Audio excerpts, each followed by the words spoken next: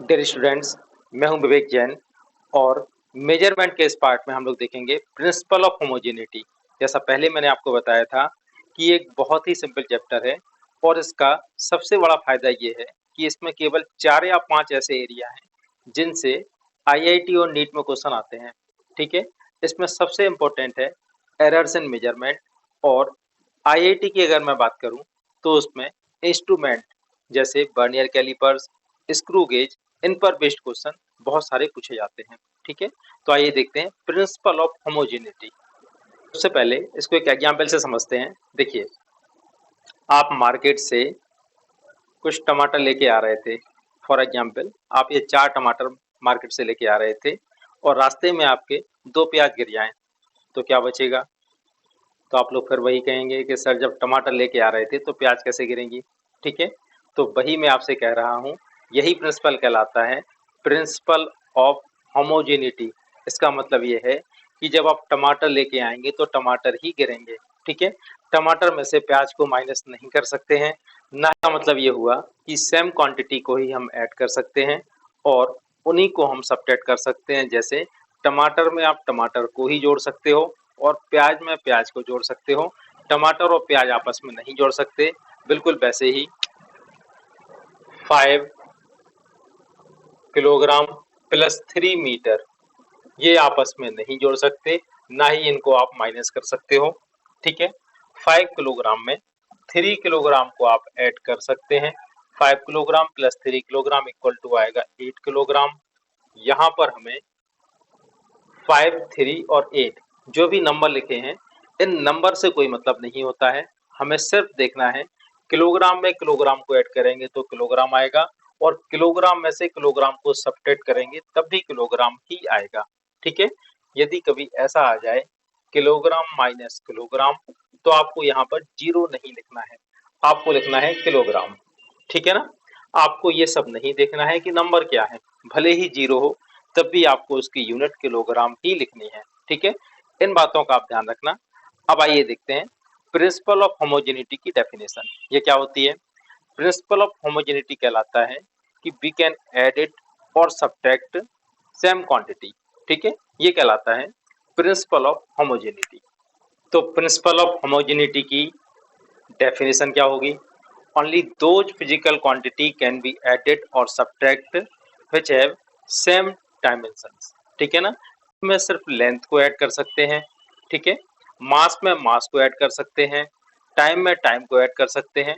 Time और kilogram आपस में ऐड नहीं हो सकते। ठीक है, तो आइए अब देखते हैं इस पर बेस्ड कुछ न्यूमेरिकल्स, तभी आपको ये चैप्टर क्लियर होगा। तो इसमें आप ये देखिए, v equal to ax plus bt square.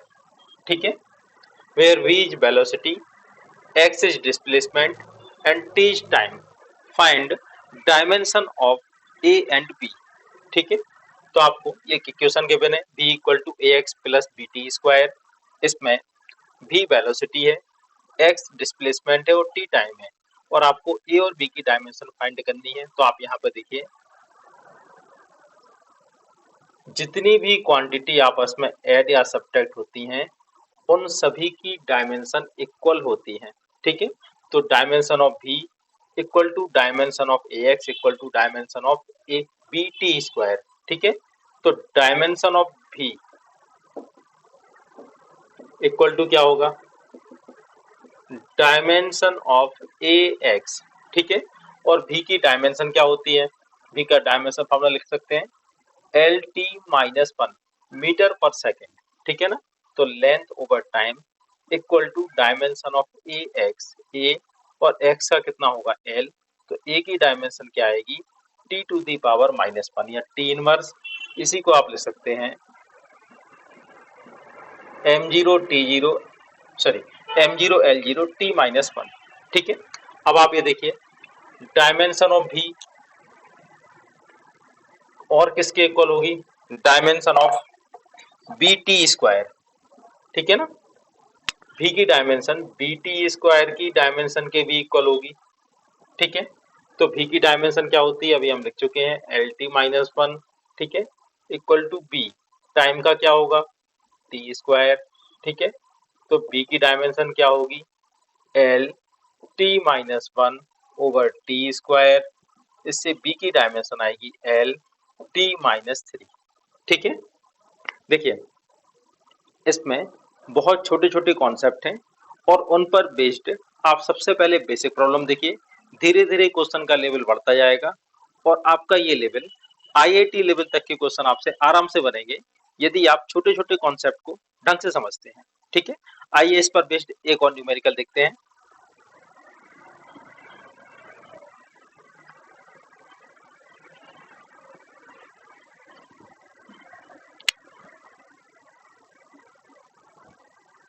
x equal to A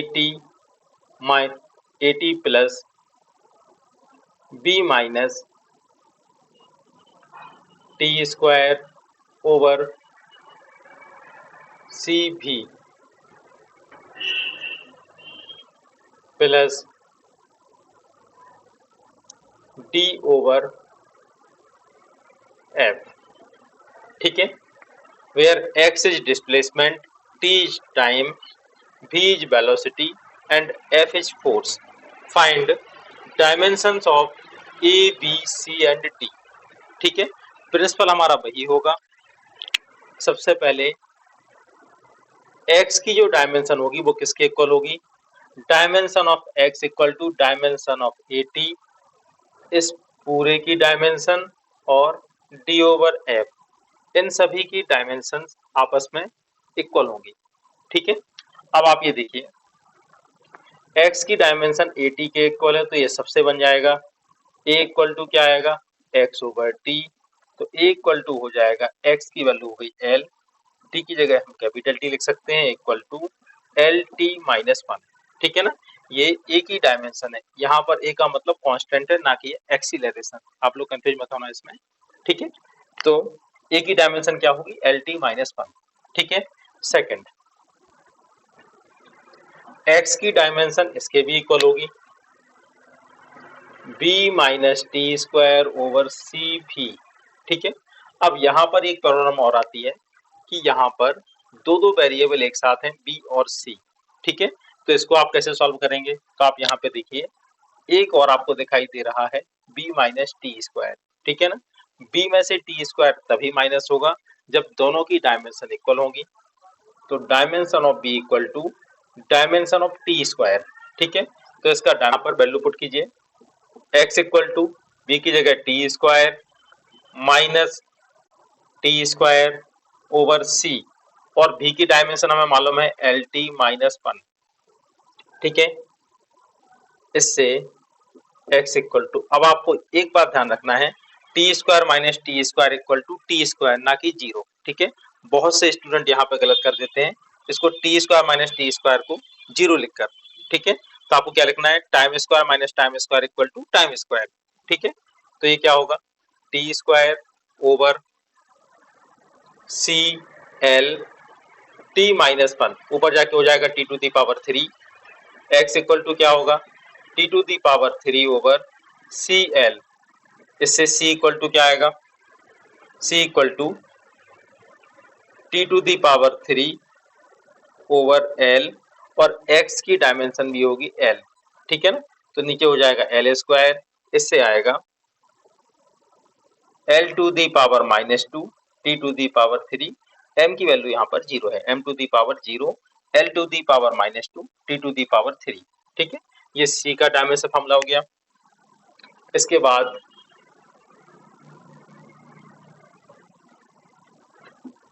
dimension of x equal to dimension of d over f, ये एकदम सिंपल होगा।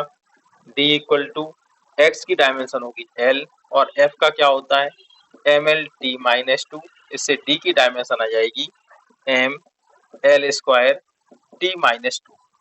इसके बाद देखिए p plus A over V square V minus P equal to R T, ये van der Waals gas equation है और यहाँ पर p होता है प्रेशर, v होता है वॉल्यूम, ए और बी वान डेर वाल्स कांस्टेंट है, आर कहलाता है यूनिवर्सल गैस कांस्टेंट और टी कहलाता है एब्सोल्यूट टेम्परेचर। ठीक है ना।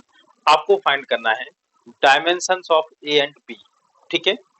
तो इसमें कोई घबराने की बात नहीं है, ना ही आपको ब्रैकेट को तोड़ना है। आप तो यहाँ पर देखिए ब्रैकेट के अंदर P में a ओवर v स्क्वायर को ऐड किया गया है, तो dimension of P equal to dimension of a over v square. ठीक है, इससे a की डायमेंशन क्या आएगी, pv square, dimension of a pressure, pressure क्या होता है फोर्स ओवर एरिया, और वॉल्यूम, वॉल्यूम क्या होता है एल क्यू। ठीक है ना, फोर्स का डायमेंशन आपको मालूम होगा M L T minus two over area, area का होगा एल स्क्वायर, साथ में है एल क्यू। ठीक है, इससे क्या आ जाएगा M, L to the power ऊपर है 4 नीचे है 2, तो बचेगा L to the power 2 T to the power minus 2। ठीक है, ये हो गया डायमेंशन ऑफ ए। इसके बाद देखते हैं डायमेंशन ऑफ बी।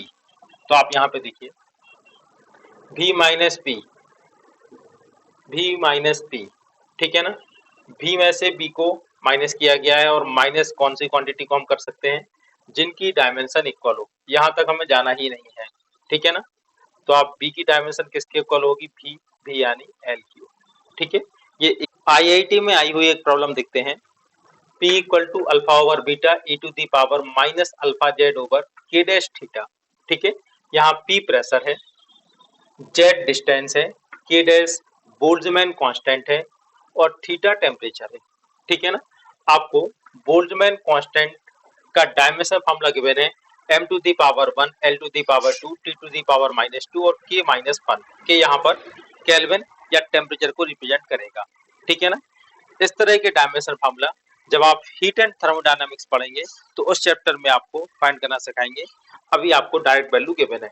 ठीक है ना, अब आप ये देखिए आपको फाइंड क्या करना है, आपको फाइंड करना है find dimensional formula of alpha and beta. Alpha और बीटा के डायमेंशनल फार्मूला आपको फाइंड करने हैं। तो आप इसमें देखिए, देखिए ई क्या कहलाता है एक्सपोनेंशियल कांस्टेंट, और इसकी वैल्यू हमने आपको क्या बताई थी नियर अबाउट 2.7। ठीक है ना, तो आप इसको इस तरह से समझ सकते हैं, यदि मैं आपसे बोलूं 2 to the power 3 equal to क्या आता है, आप बोलेंगे 8। ठीक है ना, तो आप यहाँ पर देखिए 2 यहाँ पर एक कांस्टेंट है, 3 भी कांस्टेंट है, constant to the power constant equal to क्या आएगा कांस्टेंट। किसी भी कांस्टेंट की पावर कांस्टेंट लेने पर कांस्टेंट ही आता है। और यदि इसी क्वेश्चन को कुछ इस तरह लिखा जाए 2 to the power x equal to 8, और आपसे x की वैल्यू पूछी जाए तो आप क्या बोलेंगे x इक्वल टू क्या आएगा 3। ठीक है ना, इसका मतलब क्या है कि अगर कांस्टेंट की पावर कांस्टेंट हो तो कांस्टेंट ही आता है। इस फंडामेंटल को आपको याद रखना है। तो आप यहाँ पर देखिए p इक्वल टू गिवन है अल्फा ओवर बीटा, और यहाँ पर e होता है कांस्टेंट, और इसकी जो भी पावर होगी वो भी क्या होगा कांस्टेंट। ठीक है ना, तो इसका मतलब ये है कि ये पूरा टर्म कांस्टेंट है। तो आप इसको क्या लिख सकते हो, और कांस्टेंट क्या होते हैं डायमेंशन लेस। ठीक है, तो dimension of p equal to क्या होगा dimension of alpha over beta. ठीक है, second constant to the power something, जो कुछ भी है ये कैसा होगा कांस्टेंट, यानी alpha Z over K dash theta equal to क्या होगा कांस्टेंट यानी dimension less m0 l0 t0। ठीक है ना, इससे हम अल्फा का डायमेंशन फॉर्मूला फाइंड करते हैं। तो अल्फा इक्वल टू क्या आएगा, अल्फा इक्वल टू आएगा के डैश, ठीक है, थीटा की जगह क्या होगा, चलिए के डैश थीटा ओवर जेड। ठीक है, के डैश का डायमेंशन फॉर्मूला कितना है m1 l2 t माइनस 2 के माइनस 1, साथ में है थीटा, थीटा का डायमेंशन क्या होगा के केल्विन ओवर जेड, जेड का क्या होगा एल। ठीक है ना, इससे अल्फा का डायमेंशन क्या आएगा m1 l1 t minus 2 k to the power 0 यानी m1 L1 t to the power -2 और ये वैल्यू अल्फा की जगह हम रखते हैं m1 L1 t-2। ठीक है, p की डायमेंशन क्या है? p की डायमेंशन आपको मालूम है, p है प्रेशर, प्रेशर इक्वल टू होगा फोर्स ओवर एरिया। ठीक है ना, प्रेशर को आप लिख सकते हो फोर्स पर यूनिट एरिया। फोर्स का डायमेंशन ml t-2, एरिया का होगा l square equal to m1 L1 t-2 over beta. ठीक है, इससे बीटा का डायमेंशन फॉर्मूला क्या आ जाएगा?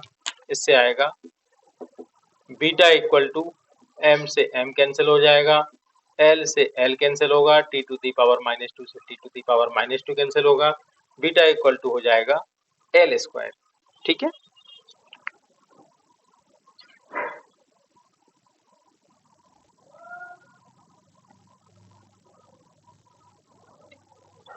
v equal to a 1 minus e to the power -bxt।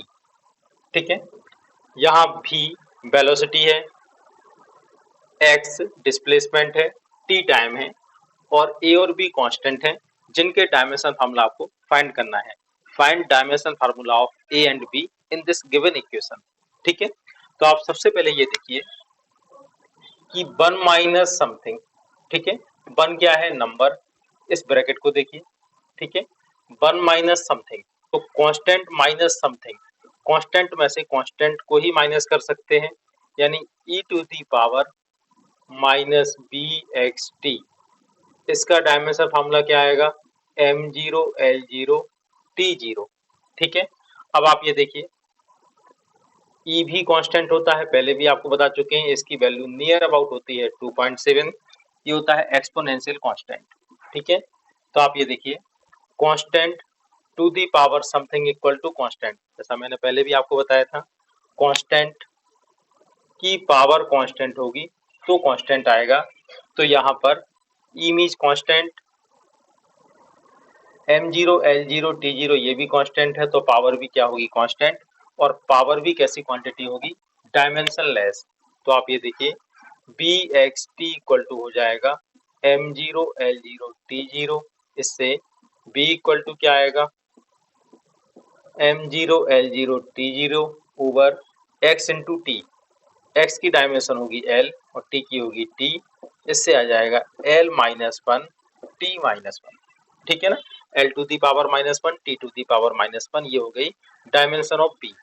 अब किसकी डायमेंशन फाइंड करनी है? Dimension of a। तो आप ये देखिए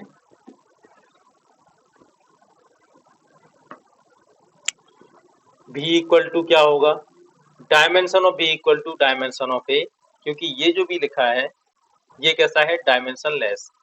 तो dimension of v equal to dimension of a, और a की डायमेंशन क्या आएगी इससे? a equal to L T -1। इस तरह से हम प्रिंसिपल ऑफ होमोजेनिटी को समझ सकते हैं और इसके ये कुछ बेसिक क्वेश्चन थे। धीरे धीरे आगे आने वाले पार्ट में इसके कुछ और अच्छे क्वेश्चन करेंगे और इसके नेक्स्ट पार्ट में हम लोग पढ़ेंगे एरर्स इन मेजरमेंट, जो कि आईआईटी और नीट के हिसाब से एक बहुत ही इम्पोर्टेंट टॉपिक है।